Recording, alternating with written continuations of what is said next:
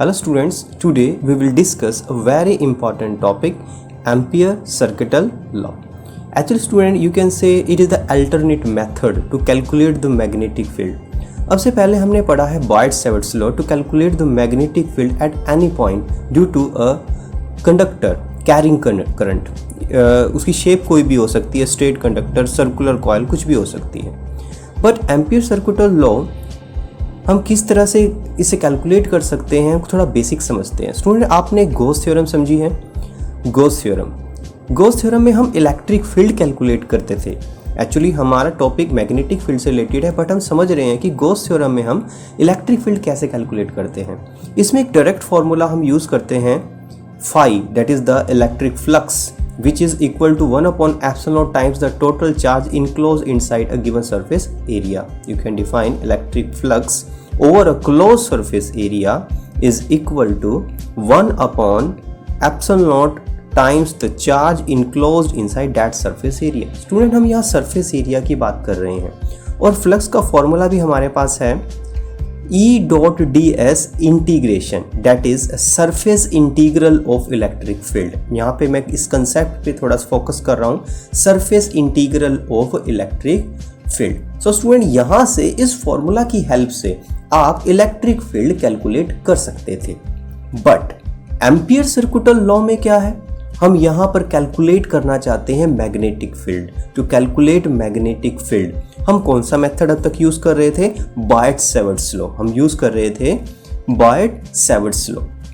Student, बॉयड-सेविट्स law में भी हमने अलग अलग तरह के कंडक्टर को कंसीडर किया है, उनकी अलग अलग शेप को कंसीडर किया है, करंट कैरिंग कंडक्टर्स की. बट हमारे पास कुछ ऐसा एम्पिरिकल फार्मूला होना चाहिए, डायरेक्ट फार्मूला होना चाहिए, जिससे हम डायरेक्ट मैग्नेटिक फील्ड की वैल्यू बड़ी आसानी से कैलकुलेट कर सके. तो एम्पियर ने इसी तरह का एक फार्मूला बनाया जिसे हम एम्पियर सर्किटल लॉ बोल रहे हैं. तो क्या है ampere circuital law? Student, ampere circuital law में जैसे हमने गॉस थ्योरम में एक डायरेक्ट फार्मूला बनाया है फ्लक्स के लिए, उसी तरह से हम मैग्नेटिक फील्ड के लिए भी एक फार्मूला बनाने वाले हैं. इसमें हम लिखते हैं B डॉट डी एल, इसे बोलते हैं line integral of magnetic field over a closed path. यहाँ पे line surface integral of electric field था, यहाँ पर है line integral of magnetic field. Student, इसलिए मैं मिलता जुलता रिलेट कर रहा हूँ, which is equal to mu not times the total current closed inside that close path. That is उस क्लोज पाथ ने जिसमें मैग्नेटिक फील्ड है, उसने जितना करंट इनक्लोज कर रखा है उससे आप मल्टीप्लाई करो. तो स्टूडेंट, किस तरह से ये मैग्नेटिक फील्ड की मैं बात कर रहा हूँ, जैसे बॉयड-सेविट्स लॉ किया था, इसमें क्या फ़र्क है, दोनों में क्या थोड़ा चेंज है. तो देखो, बॉयड-सेविट्स लॉ में भी हमने एक स्ट्रेट इनफाइनाइट कंडक्टर लिया था, तो यहाँ पे भी मैं एक स्ट्रेट इनफाइनाइट कंडक्टर कंसीडर कर रहा हूँ और ये करंट की डायरेक्शन है. राइट एंड थंब रूल के अकॉर्डिंग जो मैग्नेटिक फील्ड होगा इस कंडक्टर के चारों तरफ होगा in the form of circles. तो मैं एक सर्कल आपको बना के दिखा रहा हूं, this is the magnetic field और ये इसकी डायरेक्शन हो सकती है, this is the direction of magnetic field. Okay student, now अब जैसे मैंने इसमें लिखा E B dot D L, इस करंट की वजह से ये मैग्नेटिक फील्ड है, तो B dot D L. Student, ये डी एल कहाँ है? ये डी एल में इस पूरे के पूरे पाथ में कहीं भी कट कर सकता हूँ. मैंने एक वर्ड बोला था क्लोज पाथ, तो स्टूडेंट यही वो क्लोज पाथ है जिसको मैं डीएल छोटे छोटे पार्ट्स में डिवाइड कर सकता हूं. तो ये जो मैग्नेटिक फील्ड है, आप इस बी को बोल सकते हो कि ये इस पूरी लाइन पर डिस्ट्रीब्यूट है. Total magnetic field DL part में डिस्ट्रीब्यूट हो चुका है. तो आप एक डीएल पाथ का कितना मैग्नेटिक फील्ड है कैसे कैलकुलेट करोगे? मैग्नेटिक फील्ड को डीएल से मल्टीप्लाई करो. तो जितने भी पार्ट्स मैं इस पूरे पाथ के कंसीडर कर सकता हूं, सब में मैग्नेटिक फील्ड को डीएल से पहले मैं करूंगा मल्टीप्लाई, और उसके बाद जितने भी पार्ट्स मेरे पास आएंगे सबको मैं कर दूंगा सम अप, सबको मैं ऐड कर दूंगा. अब मैं सबको ऐड कर देता हूं तो मेरे पास आ जाएगा line integral of magnetic field, that is मेरे पास टोटल मैग्नेटिक फील्ड आ जाएगा पूरे क्लोज पाथ का. तो स्टूडेंट, इस क्लोज पाथ का जो मैग्नेटिक फील्ड आएगा वो मैं किसके बराबर रखूंगा, वो करूंगा म्यू नॉट इंटू आई के बराबर. म्यू नॉट क्या है? यहाँ करंट आपको पता है जो कंडक्टर में से पास कर रहा है, जो म्यू नॉट है वो जो इस सरफेस एरिया जो मैं एरिया क्लोज कर रहा हूँ, यहाँ जो मीडियम होगा उसकी परमिएबिलिटी को मैं बोल रहा हूँ म्यू नॉट। यहाँ म्यू नॉट तो स्पेस के लिए, यहाँ हम फ्री स्पेस के लिए लिख रहे हैं अभी तो म्यू नॉट इज द, इस समय में म्यू नॉट है absolute permeability, absolute permeability, absolute permeability. और आपको पता है absolute permeability is the degree to which magnetic lines can enter a substance, और इसकी वैल्यू है 4 pi × 10⁻⁷ weber per ampere per metre. So student ये है हमारे पास एम्पियर सर्किटल लॉ। तो इस तरह से आप यहाँ पर देखोगे कि आपने मैग्नेटिक फील्ड को एक क्लोज पाथ के अलोंग डिस्ट्रीब्यूट कर दिया, और उस क्लोज पाथ ने क्या किया, एक करंट को क्लोज कर लिया। इसे आप बोलते हो एम्पियर सर्किटल लॉ। और ये मेरे पास फाइनल रिजल्ट सामने आया है, line integral of magnetic field over a closed path is equal to mu not times the total current enclosed inside that close path. Okay student, this is the ampere circuital law. Okay, तो किस तरह से आप define कर सकते हो ampere circuital law को?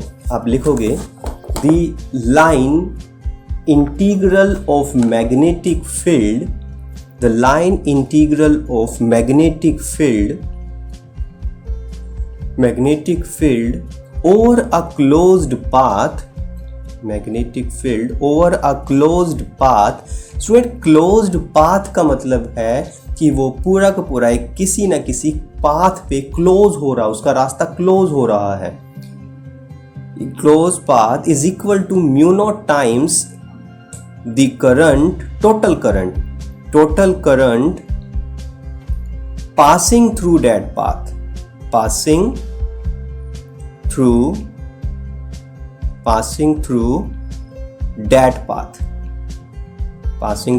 that close path आप लिख सकते हो, passing through that path, close path। Okay student, this is the ampere circuital law। That is, you can write, that is B dot dl integration, that is cyclic integral, which is equal to mu naught into I। This is the ampere circuital law। इसे आप बोलते हो ampere circuital law। Okay student, now अब आप इसे proof किस तरह से करोगे? इसका प्रूफ, जैसे मैंने अभी एक कंडक्टर माना, इनफाइनाइट स्ट्रेट कंडक्टर, आप उसी की हेल्प से इसे प्रूफ कर सकते हो। तो इसके लिए हम क्या कर रहे हैं? इसके लिए हम कंसीडर कर रहे हैं एक straight infinite conductor, current carrying conductor. This is a straight infinite current carrying conductor, और करंट है I। So student, by the right hand thumb rule, जो मैग्नेटिक फील्ड होगा इसके चारों तरफ in the form of circles होगा। तो हम कोई एक सर्कल कंसीडर कर सकते हैं। वैसे बहुत सारे सर्कल्स होंगे जो कॉन्सेंट्रिक होंगे, जिनके सेंटर पे ये कंडक्टर है। तो आप कोई एक सर्कल कंसीडर कर सकते हो और उसके मैग्नेटिक फील्ड को दिखा सकते हो। This circle is the magnetic field. तो आप इसे डिनोट कर सकते हो B से। This is the magnetic field. Now अब आपने एक क्लोज पाथ कंसीडर कर लिया है, जिस पाथ पर आपने मैग्नेटिक फील्ड को शो किया है, और इस पाथ की, इस क्लोज पाथ की आप रेडियस कंसीडर कर लो R। आप इसे R से डिनोट कर सकते हो। ओके स्टूडेंट, तो आपने क्या कंसीडर किया? B dot dl, that is line integral of magnetic field over a closed path, क्योंकि क्लोज पाथ की बात हो रही है, and which is equal to mu not times the total current. तो पहले आपको क्लोज पाथ की बात करनी है। The magnetic field due to a current carrying straight conductor, due to current carrying straight conductor is in the form of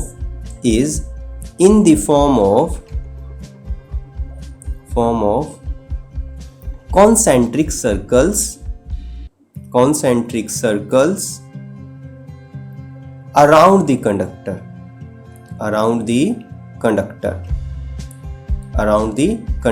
so student, हमें पता है अराउंड द कंडक्टर सर्कल्स हैं, बट हमें तो एक ही सर्कल कंसीडर करना होगा जो हमने कंसीडर किया, जिसकी रेडियस हमने स्मॉल r ली है। Consider such a circle